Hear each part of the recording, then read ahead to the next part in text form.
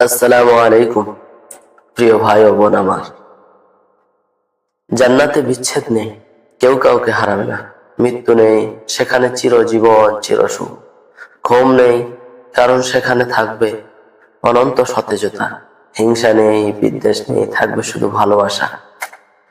ক্লান্তি নেই, কান্না নেই, রোগ বালাই নেই, থাকবে শুধু প্রশান্তি আর হাসি।